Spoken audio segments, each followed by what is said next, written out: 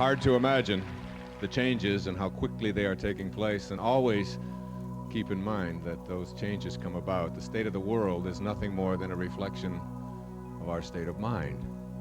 So too is the state of our own individual worlds, a reflection of our state of mind. Hence the title of my talk, You'll See It When You Believe It, not the other way around. Thank you. Just a few years ago, we were looking at television programs of them putting a man in prison in Poland for organizing the solidarity movement, Lech Walesa, today president of Poland. Ceausescu, the man who was dictator of the worst kind of dimensions in Romania, gone. The Saddam Husseins, the Ortegas, the dictators, the Noriegas, the people who would abuse the rights of individuals are systematically being eliminated across the planet. Unfortunately, we haven't figured out exactly how to do that without resorting to their own tactics, but we're getting there. And on the other side of the one song, I use the word one song to refer to universe, one verse, song. One song is what it is. Over at Tiananmen Square a year ago last June, 1 million students in the most repressive place on our planet willing to face tanks just in the name of freedom. And on the other side of the one song, a man who's been 27 months in prison, or 27 years in prison, not even being allowed to be photographed, is released suddenly. And when I was in Europe last May, Nelson Mandela was over there visiting, and he had a press conference and announced that he didn't know if he would have time in his schedule to meet with the Queen and the Prime Minister of England. Things are changing. And they're changing in a positive way. For me, the changes have been swift and magnificent. In the past year, I turned 50, which may not be a problem for you, but and it wasn't a problem when my older brothers all did that, and even my mother, but this is me, all right? Strange thing happens when you turn 50. A year later, you turn 51, which happened to me last week. Doesn't stop there for something. And we also gave birth to our 7th child. Yeah, that's a miracle beyond explanations. A determined soul is going to get here, regardless of a few condoms and a diaphragm and things like that. I guarantee you that.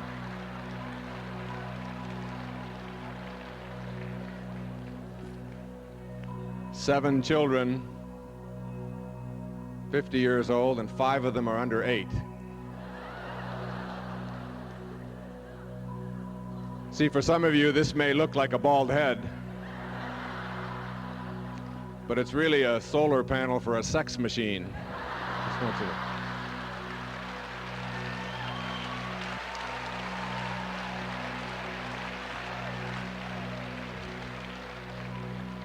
I've been out in the sun a lot in the last few years. I'll tell you, if there's anything that grounds me and keeps me humble and keeps me right down where I belong, and never believing all those great clippings and wonderful introductions that Louise gave me, is my being a father of 7 children, especially a teenager. I have a 14-year-old daughter, which I refer to clinically as the age of demonic possession.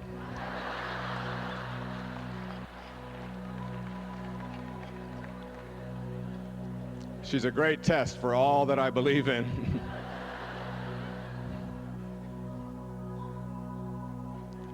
There's a genetic problem there with my 14-year-old and all of her friends, is that they assume a stance. This foot goes out this way, this one kind of goes out this way, this hip goes out this way, and this one goes up and down a lot, and the eyes roll, and there's a lot of this. You know? You've probably seen that. It's great. It really is great. My Stephanie is really terrific. I follow her around for material wherever I go. I say, come on, say something dumb. I know you're going. She said, will you get out of here with that?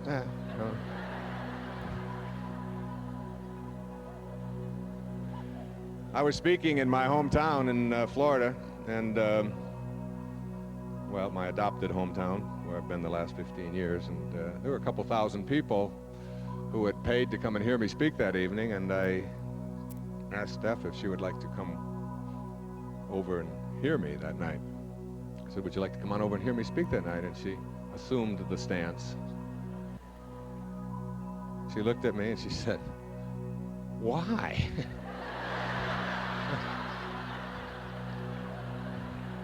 I don't get it. Like, defend your life right here. You know, what's your... But she's great. The rest of my children, I have, well, out of the 7, I have 6 girls. And a little boy who is 3, but he thinks he's a girl, so it's really 7. Oh, with my dress. I must have said, we have to have a talk. Let's sit down. We got to play baseball. And I'm on with my dress. You know, he's already starting. It's already makes me.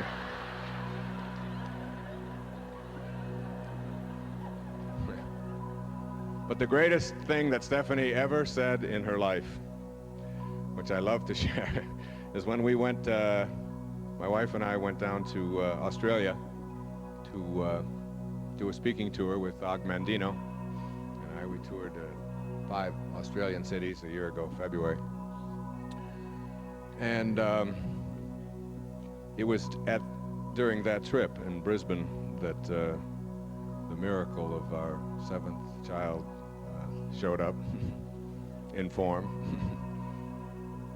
She'd been hovering around us a lot in non-form, and it was indeed only my wife and I wrote her a beautiful poem about bringing this child into the world, because it truly was a unbelievable miracle, her presence among us.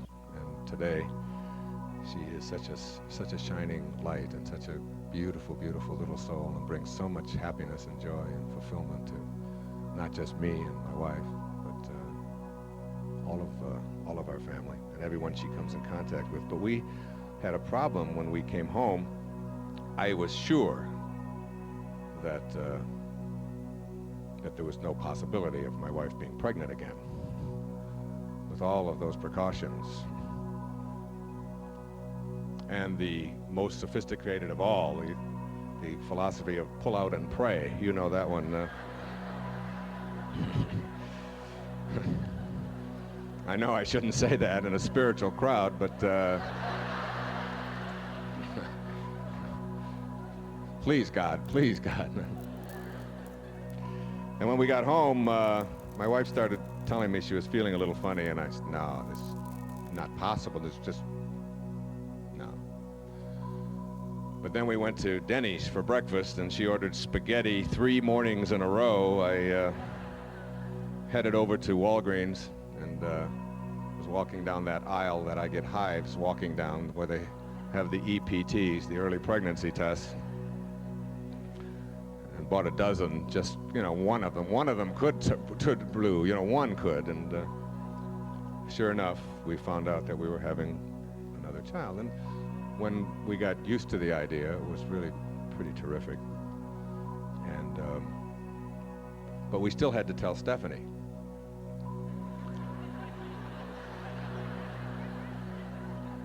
Which is a lot tougher than raising a child for 18 years. I mean, that I was prepared to do, but telling Stephanie was... Well, we got her, called her down one morning, and in my courageous way, I said to my wife, you tell her, yeah. She said, we're gonna have another baby. Oh! That's great. He said, well, you know, we've thought about it, and it really is great. We can afford it, and you should be really happy we didn't have your attitude when we found out about you 15 years ago. You know. She said, but how do you think it feels? I said, well, maybe you can share that with us and tell us. How does it feel? She said, how do you think it feels to be the only kid in junior high school who has parents who like to do it?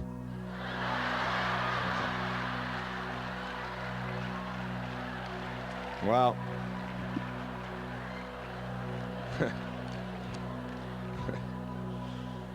that's my sissy. And she is great. She truly, truly is great, as are all our beautiful children. I have, in the last several months, in the last year, been working on a project that is exquisite and fulfilling to me. I had lunch today with Deepak, who you heard this morning, and we are going to put together a program together, a tape series. It's an interesting notion that he has come from a different part of the world. Grew up in a country so far away, India. At about the same time, he's born 7 years after I was, and studied in medicine and the sciences and the great Ayurvedic traditions and all the ancient spiritual masters. And I grew up in Detroit, dodging cars, living in an orphanage, and didn't have the same kinds of training and background, and yet here we are at this time, at the beginning of what I think of as the spiritual revolution on our planet, arriving at the same place from totally different backgrounds. And it's such an exciting and exquisite kind of notion to realize that it really has nothing to do with where you were born or what your physiology is or what your background is or what your physical capacities are or your intellectual capacities. It has nothing to do with that. That there is an intelligence that is within you, a universal intelligence. And that universal intelligence doesn't need to be named. You can't name it. You can't put a label on it. The great Danish theologian Kierkegaard said that once you label me, you negate me. I can no longer be who I really am. I must now live up to some label that you have placed on me.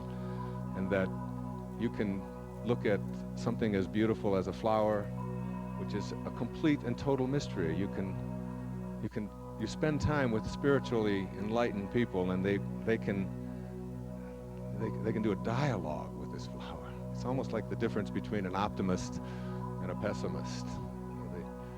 They say the same things, they just word them a little differently. The optimist gets up and looks in the morning and says, "Good morning, God."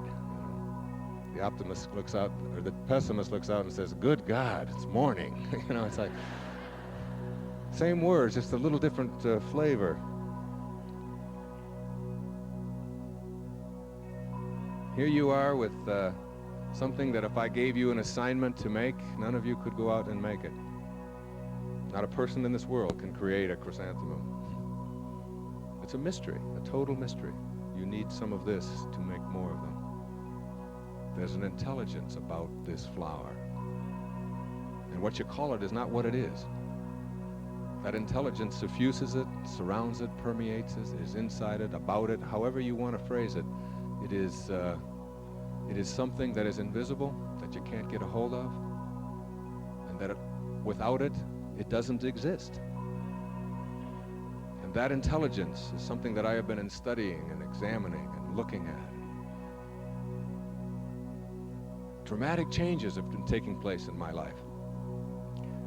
You've probably seen them. Those of you who have read my books, who know of my writing from back in the 70s when I wrote Erroneous Zones and Pulling Your Own Strings, and those books that really catapulted me into the public limelight. And I didn't really ask for that. I didn't even seek it out. It just was sort of something that came along, something that showed up. And people ask me over and over again, why now? Why is the tone of your talks, and why is the tone of your books, why is you'll see it when you believe it, such a it's almost got a spiritual nature to it. What is it about that, and where did that come from? Well, I wrote a book years ago, almost a decade ago, called Gifts from Icus. And in that book, it's a parable, and it's a book that I've sent out to thousands of people all around the planet, that people that write to me, and leaders and so on. It's a very simple thing. It was just a little parable that I decided to write as another way of expressing these ideas that I'm sharing here with you this afternoon. And the whole basis of it is very simple. A person lives on this planet, goes to another planet. That planet is Uranus. Uranus is a place where there's an exact duplicate of Earth. This Earthling meets this woman on Uranus who is exactly the same as Earth. Everything is the same. The only difference he notices is that the people there are neurotic, just like they are here, but there they have to be. Anxiety really attacks. They have anxiety attacks, but it comes in over the mountains and it attacks. And if you're feeling guilty about something on Uranus, you can go into rewind and you can do it over again. And then there's a reason for that guilt. As soon as you launch yourself into the guilt mode, you get to redo what you did and relive it, and all of it makes great sense. But here, Icus is persuaded to come to this planet, and she cannot figure out where she comes from, where people are neurotic because they have to be. Why in the world all of us are neurotic by choice? Why would we choose that? She just doesn't get that, and wanders all over the planet in just total disarray, because she can't figure out why we're all choosing to live these self-defeating lives.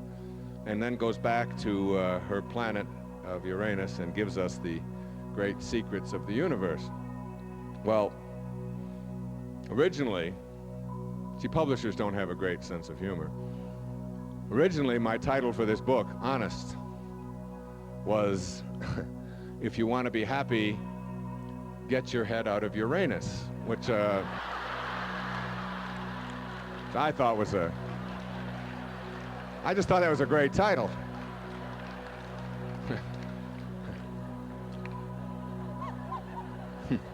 I had a great idea for the cover.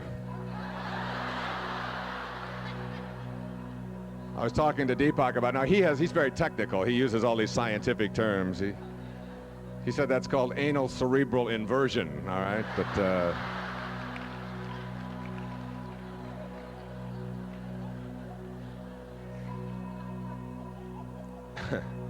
at any rate, we ended up calling it Gifts from Icus, and we're now working on some things to make it into a movie and things like that. Well, I happened to send this book to a woman in Maryland who was a professor at she was on a mailing list, and I just sent it out, because when you find yourself, see, you get to a point in your life, and this is really what I want to share with you here this afternoon, is when you surrender.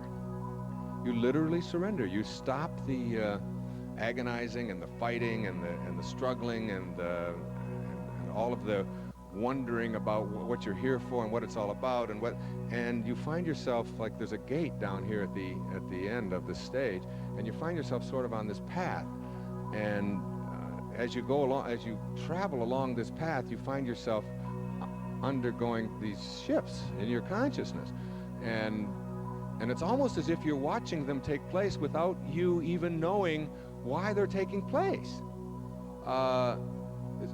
It's at that point that you come into contact with the idea that there's something more to who you are than just this physical form that you showed up in.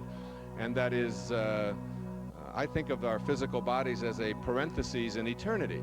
It opens, at your conception, it closes at your death, and it's surrounded by eternity. And so you, in the moment of your conception, everything that you needed for this form that you're going to occupy for the time that you have here on this planet at this time was all handled for you in one deliciously, deliriously perfect, exquisite moment, which nobody on the planet understands. It's a complete mystery what life is, where it was before, where it goes afterwards, how does it work, what, like, we have sort of a technology of higher consciousness, but in terms of understanding what it means, what life really means, it's just this mystery. So you get to a point where you surrender, where you're struggling and all of this, and you find yourself, in relationships, as Shakti was talking about so beautifully, and then you find that it's not necessary any longer to prove yourself right or wrong with the person you're in a relationship with, and that there are going to be people who are not only not on the path that are going to be in your life, but they're not even on an entrance ramp. Okay, I mean, they're not. They're just not getting there. And you know that. They're not even in the lane to get over to the entrance ramp. You know that. And they're not going to be in this lifetime, because there are some people that live 90 years, and there are a lot of people who live 1 year 90 times, aren't there? And it's over and over again, the same kinds of thing. And you find yourself, as you proceed along this path, heading towards this gate, that undergoing these changes and not really quite understanding them. And this was happening to me. My writing was beginning to take on a shift away from how-to, and away from psychology, and away from teaching people about self-development and how to manage their own emotions and how not to be victimized, and even how to live the self-actualized life and how to raise our kids and all of these kinds of things, which are all works that of which I'm enormously proud. But I found myself not just shifting in my writing, because my writing is always a reflection of that invisible part of who I am. Just like that invisible intelligence that suffuses this chrysanthemum is in there, that same intelligence suffuses me. And I can't name it. So it doesn't matter what you call it. And so often on our planet, we get ourselves consumed and are willing to fight wars over what it is that we call things. Some call it God, some call it spirit, some call it soul, some call it consciousness. You can call it Louise if you want. It doesn't make any difference what you call it. It isn't what you call it. It is something else. It's like you can't drink the word water. You can't float a ship in the formula H2O. You can't do it. There's only one way to know water. And we have 1,110 names for this stuff on our planet. 1,100 names. Some call it aqua, some call it vaser, some call it, in Farsi, it's called Ap. That's free. No extra charge for that. Ap. But the only way to know it, that's water. And all the descriptors that you can have of it don't mean a thing. You can't get to know it through words. And the same thing is true of this invisible intelligence that suffuses your form. That you show up in this perfectly synchronized, exquisite form of yours. And boy, it was amazing. I was talking to one of the astronauts, Edgar Mitchell, who was one of the people who circumnavigated the moon while his colleagues were down there exploring it back in 1971. And he said he was out there and he looked to his right and he saw this infinity of stars and celestial bodies, just an infinity, an endless number of them that went to who knows where. And he looked to his left and he could see this blue dot, this bright blue dot, which was Earth. And all of the problems and all the different, and all this stuff was all incorporated in this perfect little blue dot. And he said he had this thing came over him. It was like a peak experience, a magical moment. And in that magical moment, he realized that this is an intelligent system that we are all a part of, that there's nothing accidental about it. And he came down from that orbit, came back to Earth, and quit the space program, and went out and talked about those concepts, and has been doing it for 20 years. It totally transformed his life. And he said it was an awareness of the intelligence that this system is and that I am a part of that made me transform my life. It's like you get that awareness. And how it happens is not really the issue. The fact that it is something that is a part of your life, it is what has attracted you here today. And I can't explain it. This woman in Maryland that I sent the book to was a scholar who was an expert on Russian literature. And I didn't know who I was sending the book to. And she wrote me back a letter, and she was doing a history of Leo Tolstoy, who was, at the time of his death, in the last 2 years of his life, 1908 and 1909, he was the most famous man on the planet. This was a man who I adored. He had 13 children. I mean, I'm a piker compared to this guy. But he was a man who started out writing very much like I did. He was writing about things and writing stories. And then he progressed into some of his great novels that we know. And then in the last 20 years of his life or so, his writing took on a whole new flavor. And it was something that he didn't even feel he had control over. And suddenly he was writing about God and giving advice about becoming more spiritual beings, and he didn't even know what was happening to him. And Tolstoy was a man who everywhere he went the last 2 or 3 years of his life, he had a horde of reporters following him, writing down everything that he had to say. That's how revered this man was all over the planet. And she sent me, she said, I have read Icus, and I've read You'll See It When You Believe It.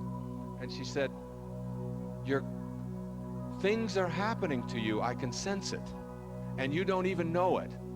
And I started one of those shaky things, because she was hitting me, right where I live, because it was true. And she said, I was in Moscow last summer, and I was going through the archives, and I came across the original, in Tolstoy's handwriting, his first draft of his will, written in 1885, in his own handwriting, never before published. And this is what he said, and it was so applicable to what is going on in my world today. He said, furthermore, and in particular, I ask all people near and far not to praise me. I know they will do so because they have done so in my own lifetime in the most unseemly ways. But if they want to study my writings, let them look carefully at those passages in them in which I know the power of God spoke through me, and make use of them for their own lives. There have been times when I felt I was becoming the bearer of God's will. I have often been so impure, so full of personal passions, that the light of this truth has sometimes been obscured by my own darkness. But nevertheless, this truth has sometimes passed through me, and these have been the happiest moments of my life. God grant that these truths should not have been defiled in passing through me, and that people might feed on them despite the superficial and impure form which I have given them. Leo Tolstoy.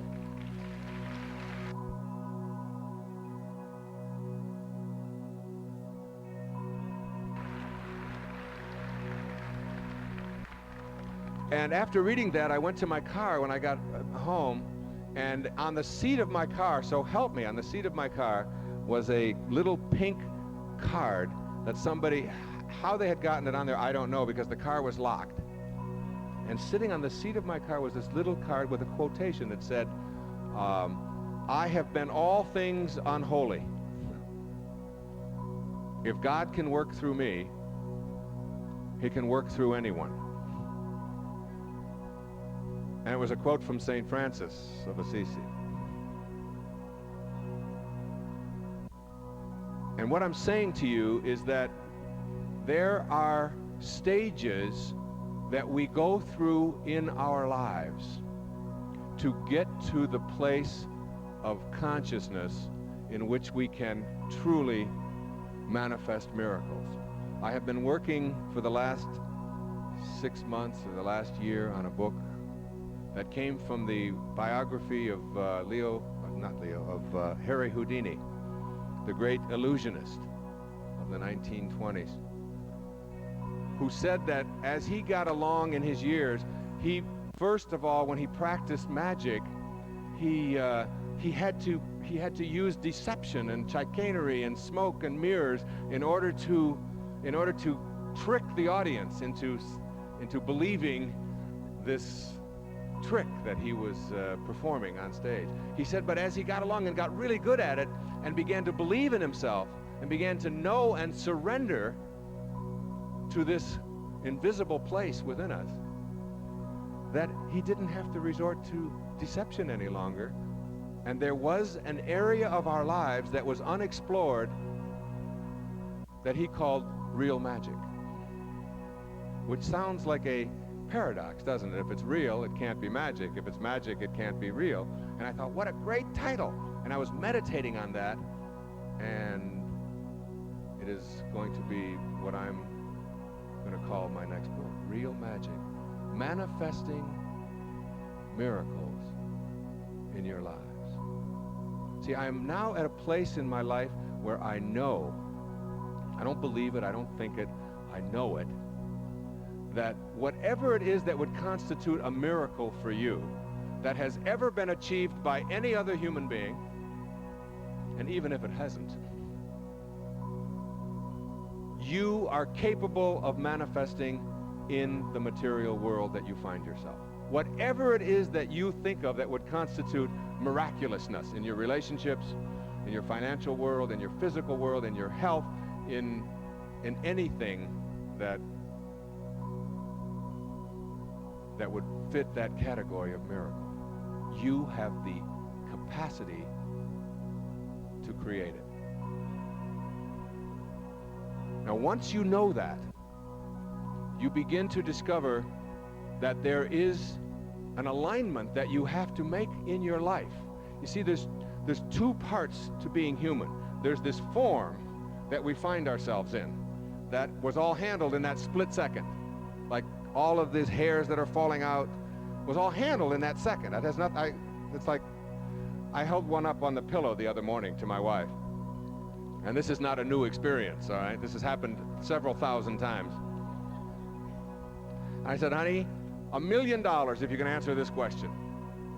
She said, what? I said, what held it in yesterday? Something did.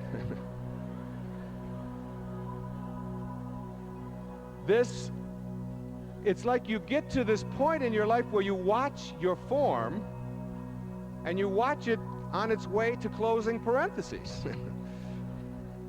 and it's like you get in back of it or in front of it or underneath it or around it or somewhere, and you sort of just watch it.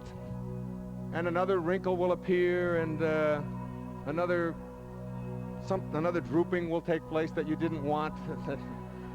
My wife, who's in the audience today, who really deserves to be recognized, the mother of 7 children. Where are you, honey?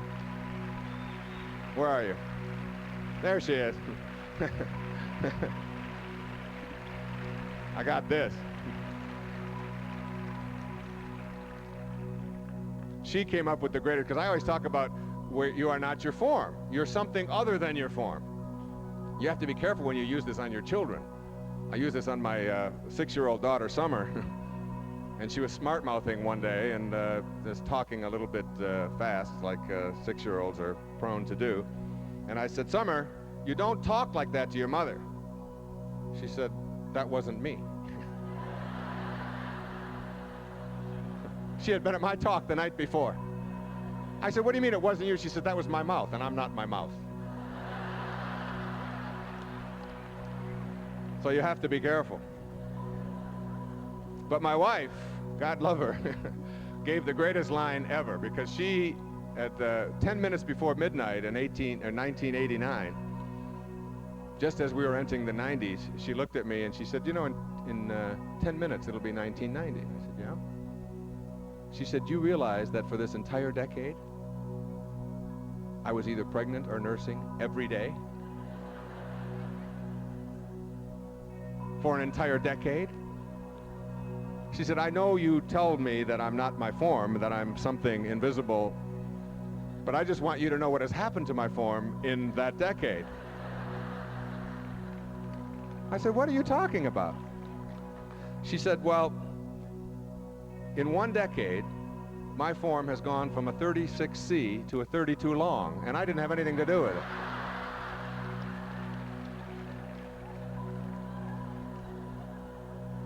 She said, don't you remember I used to nurse Sky up here? Then I had a pillow for summer, and then Serena came along and I got rid of the pillow. And then Sands came along and I just sort of went, and then Sage came along and I said, here, you want a drink? Help yourself. You know, so, you don't remember all of that? I said, yeah, you're right. It's a good point. You got to have a sense of humor about all of this stuff. You know? But what happens is that you get to this point in your life where you literally are capable of getting outside of this form that you occupy and coming in contact with another dimension of yourself that you can't describe with words any more than you can describe the experience of water with formulas. You must know it and go within and honor it and get it. And as you do that, it comes about from this surrendering process, from this knowing and this realignment. See, if you align yourself first with the physical side, and then primarily physical and secondarily the spiritual side, then your physical world is directing, if you will, the spiritual part of your life. The thoughts, the images, the feelings, all of this part of you that is invisible come from the physical side of you. What it takes in order to experience real magic is to realign and to align yourself first spiritually and allow your physiology then to flow from that.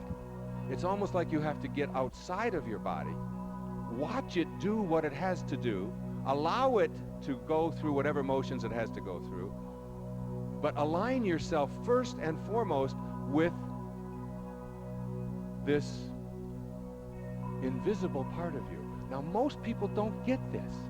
They don't ever get in their life that this invisible part, this thing that you can call thought or consciousness or soul or whatever it is something that is real, because it doesn't have boundaries and dimensions like the physical world. We sort of put it aside and give it a couple of hours on Sunday morning. And then when that's over, we charge out of the church lot and don't even let our neighbors in very often on our way home. But it really, what it takes is this realignment. It happened for me when my grandmother died in 1983 on April the 15th, when she was admitted to the hospital and they weighed her in her 95th year, and she knew that she was dying, and they weighed her and she weighed 133 pounds because it was one of the things that they had to do to fill out all of the forms for the left-brained attendants who run hospitals. Even more important is what insurance card do you have? And what was interesting, then my grandmother died, and there was this package, this container, if you will. It wasn't my grandmother.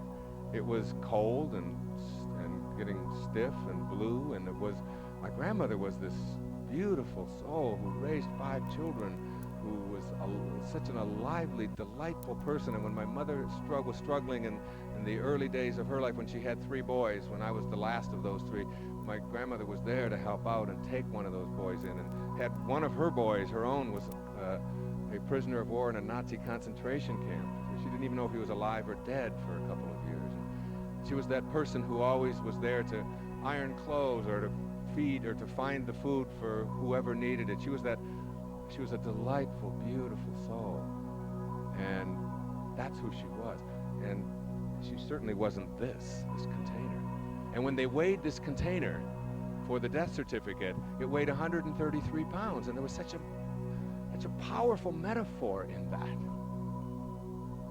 that when life passes from your body, as it will, it won't weigh any less as a result.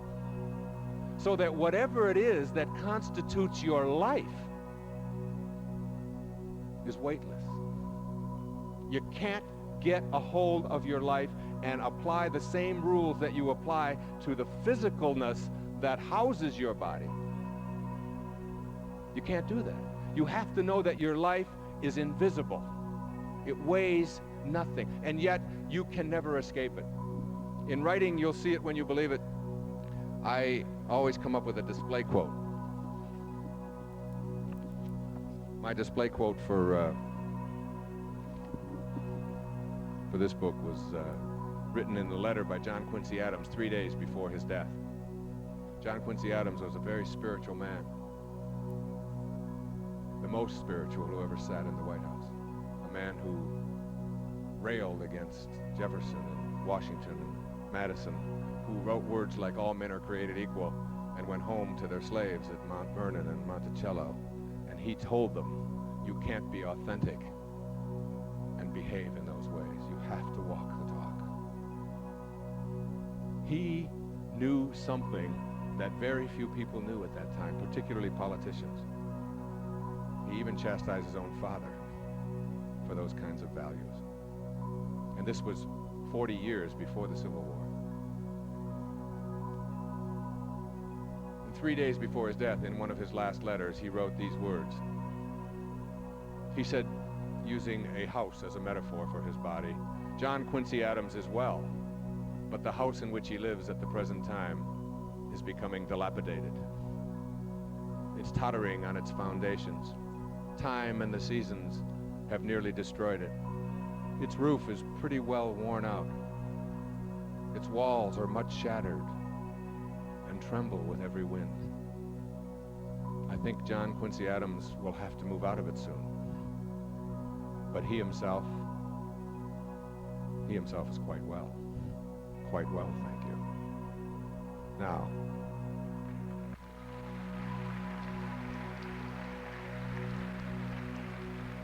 when you get that, you will have an understanding of what I'm just sort of scratching at here in the hour that I have with you.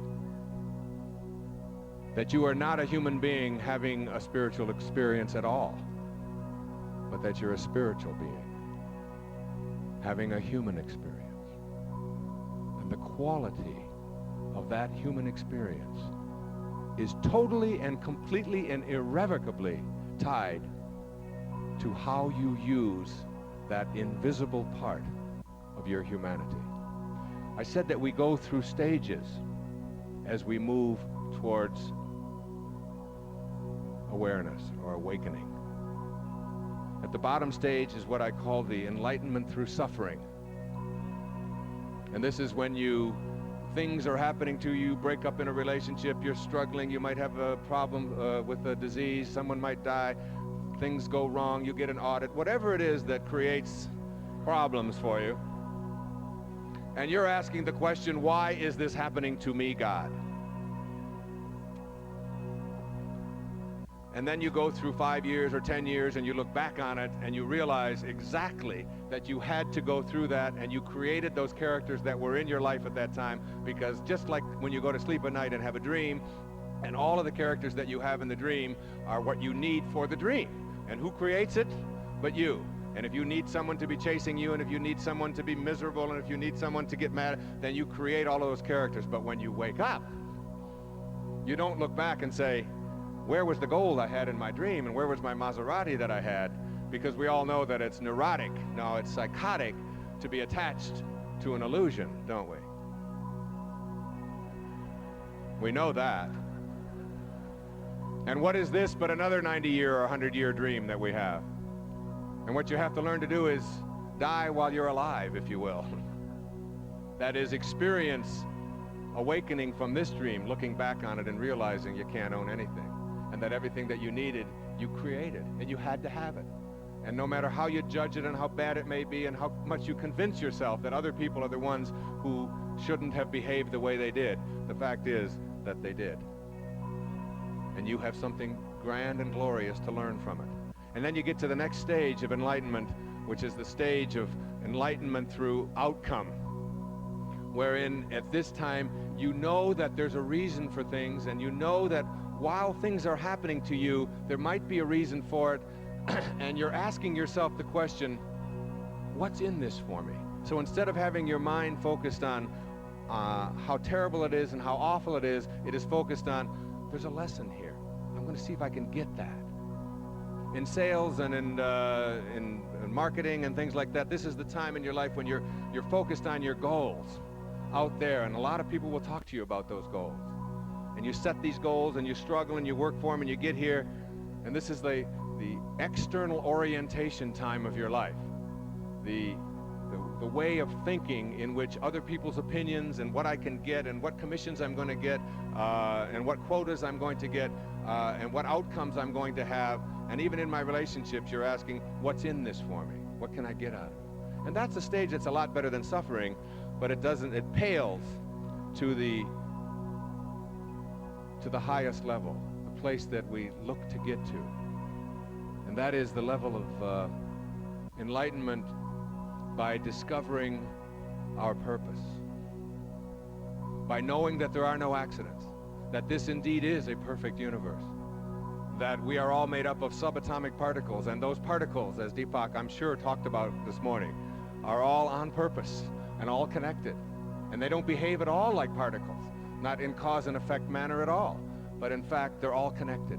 And you begin to discover that all of us are connected, that every human being you run into in your lifetime is someone that you share humanity with. And you begin to realize that that connection is invisible. The poets describe it so well. Yeats, in Sailing to Byzantium in 1928, wrote these words: "An aged man is but a paltry thing, a tattered coat upon a stick, unless soul clap its hands and sing, and louder sing, for every tatter in its mortal dressed." Isn't that beautiful? An aged man is but a paltry thing. What we are is a tattered coat upon a stick. Unless soul, spirit, consciousness, mind, invisible intelligence, whatever you want to call that part of you that you can't define with boundaries and limits, clap its hands and sing, and louder sing, for every tatter, all of us, in its mortal dressed. We're just dressed in mortal tatters. And once you get that, you begin to realize that there is a purpose for you being here. If you believe in the concept of eternity, that is, no beginnings, no ends, dimensionless, formless eternity, if you believe somehow in your mind in that concept, then you know that there was an instant before you were conceived in which you went from formlessness to form.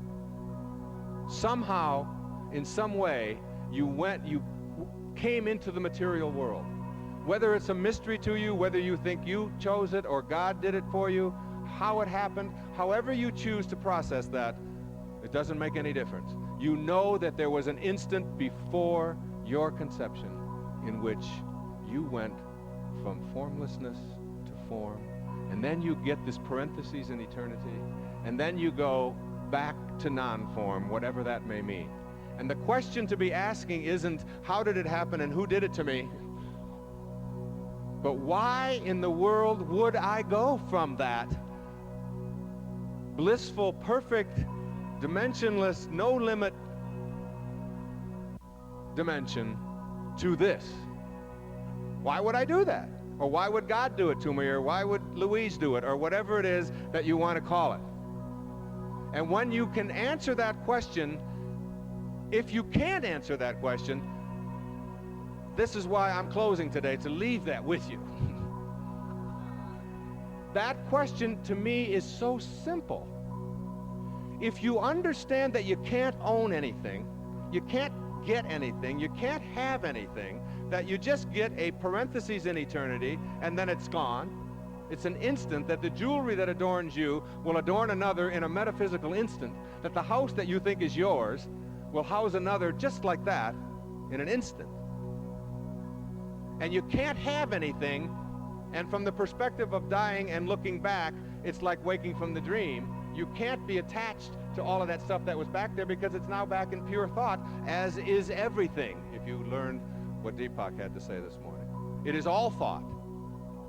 The whole universe comes out of that consciousness of thought. Everything that's ever happened to you up until this moment, in this moment, which is all you get, is a thought.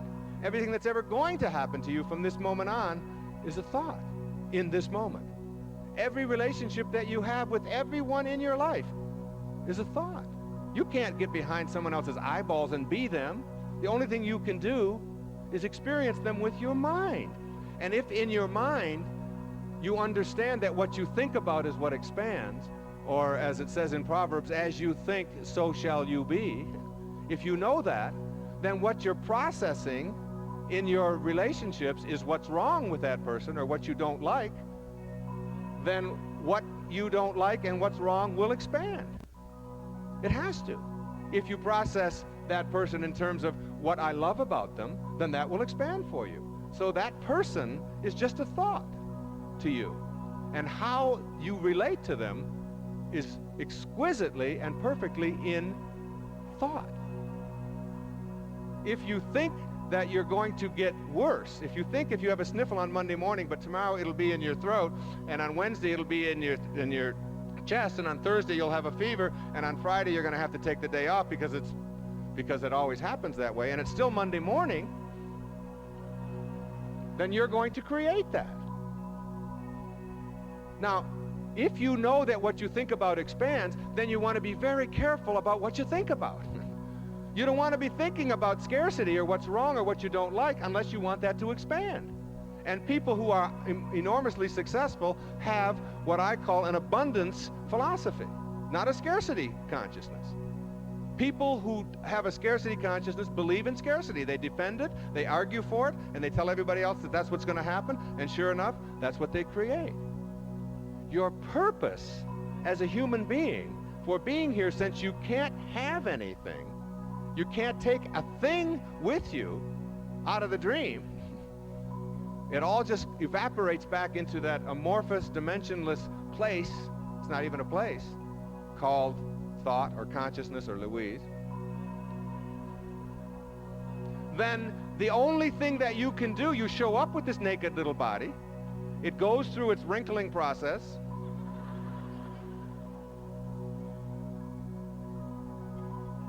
And then you leave in this wrinkled, naked body. If you can't get anything or own anything or be attached to anything, then the only thing you can do is give it away.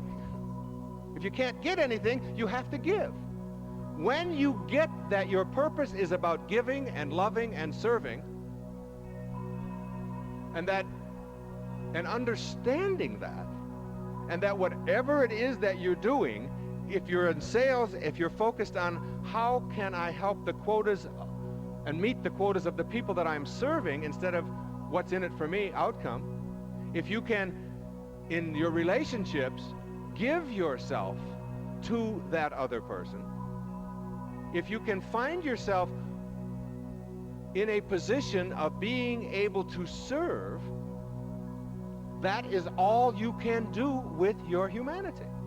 The measure of the effectiveness of your life is not going to be in what you accumulated. It's going to be in what you were able to give.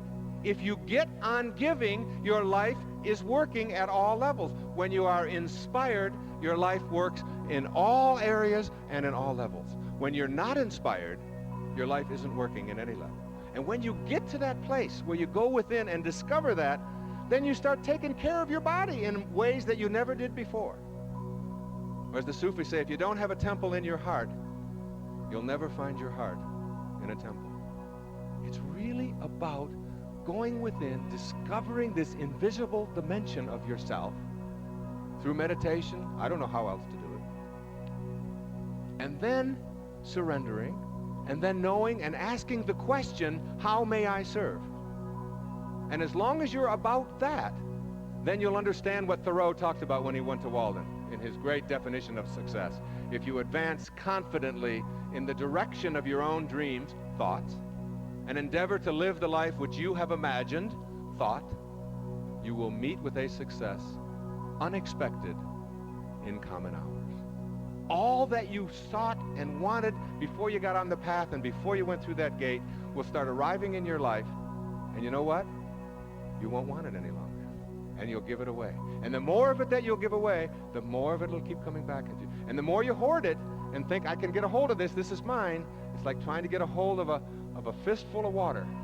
The tighter you grab, the less you get. But when you relax, put your hand in it, you can experience it all you want. It's about giving, serving, and loving. The scientists have such great difficulty in explaining this, but those poets can always do it best. Robert Frost said it this way: we all sit around in a ring and suppose, while the secret sits in the center and knows. What do you suppose the secret that sits in the center is? It's invisible. What you look at a vase and ask yourself, what makes a vase a vase? It's not the material. You hit the vase with a hammer and it's still material still there, you have no vase. What you need in order to have a vase is silent, empty, invisible space inside, surrounded by form. What makes this room a room? Not the material, not the walls, not the ceiling.